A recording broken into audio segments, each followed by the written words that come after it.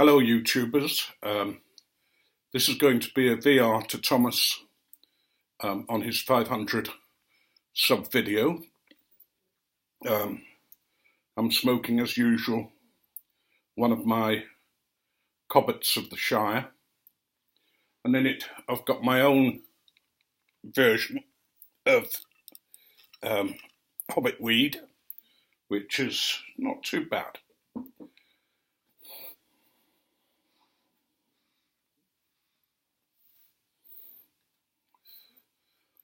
The question we're asked is, which is the best value pipe that we think is the best value pipe? And you already know which one I'm going to say anyway.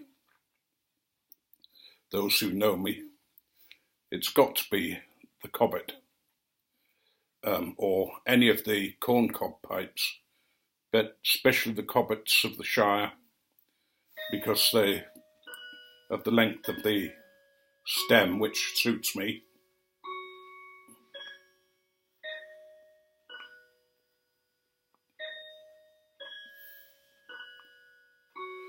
I want to think of why. Now, normally I've sort of said how durable they are, how practical they are, how they're the workhorse of the pipe world, and all those kind of things. I'm running out of ways of sort of saying why I like these so much. But they really do make sense if you think about it certainly as an economical pipe, as a pipe that is good value for money. These are slightly more than the ordinary corn cobs, but still really good value. They last a long time. If you treat them with a little respect. If you don't, they still last a long time.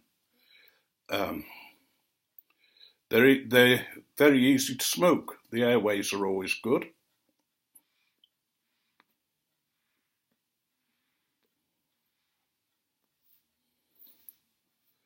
You can smoke anything in them, and even fairly wet tobacco will smoke in them if you pack it right. I tend to use the Nording little volcanic rocks in the bottom, just to lift it off the bottom and to clear the airway. So that always gives me a good draw, no tobacco blocking it or dirty bits of tobacco coming into the throat. I love the way it will rest against the chest, especially if I'm using the breathing method. They're ideal for that because they're just so easy to use. You don't have to hold it all the time, and you can just breathe in and out through the nose and leave the pipe to get on by itself. The longest I've had one of these smoked for is well over an hour, really near 2 hours, when I've been watching something on television or when I've been far away. I'm not going to say that I haven't had to relight it, because I have, but that's still a good smoke.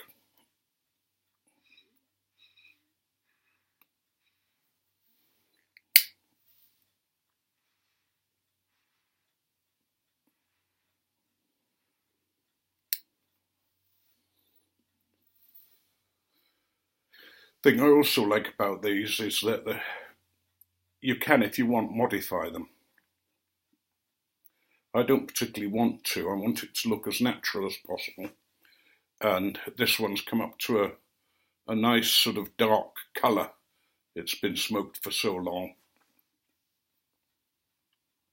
But it's still smokable inside.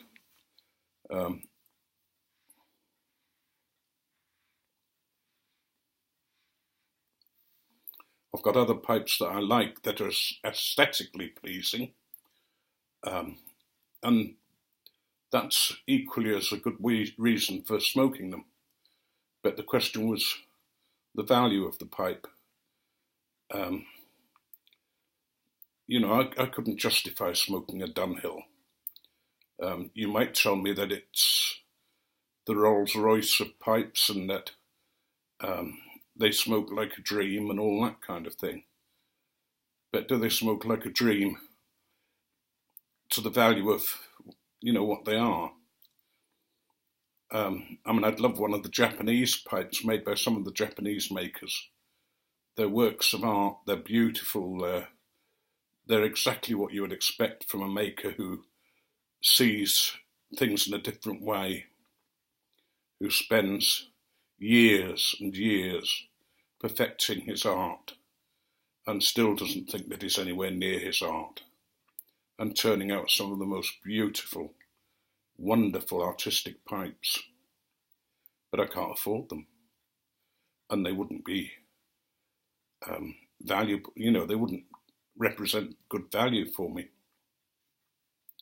These I can pick up very easily. I don't have to worry if I lose it or if I break it, because I've got another one on the shelf waiting. So they're good pipes. I'm going to end there.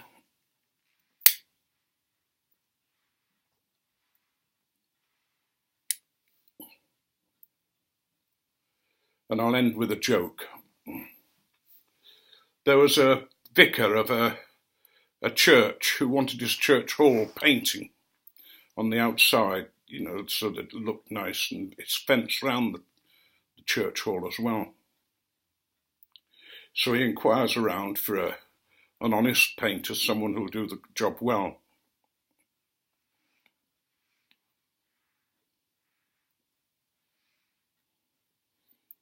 And everybody seems to recommend the same man. So he goes to see him and says, look, it's a church hall. Can you paint the walls around the church hall and paint the fence? But could you give us a little bit of discount with it being a place of worship? So they agree a price to paint. And the painter's sort of going round, and he realises that he hasn't got anywhere near enough paint. So he puts some terps in the paint and, makes sure that it's diluted a bit more, and continues going on and on and on. Until he's got the wall finished, until he's got the paint finished. But he realises that he hasn't done a really good job because the paint was so thin by the time he'd finished. But he's hoping nobody will notice. Unfortunately, that night it pours with rain before the paint has a chance to dry on the fences and the walls. And because it's so thin, the rain wipes the paint off the gates and off the wall and off the fence. And he wakes up in the morning and sees what's happened. And he goes down to look at it and thinks, oh, what do I do? And he says, oh God, what do I do? What do I do? And this voice from heaven says, repaint, repaint, and thin no more.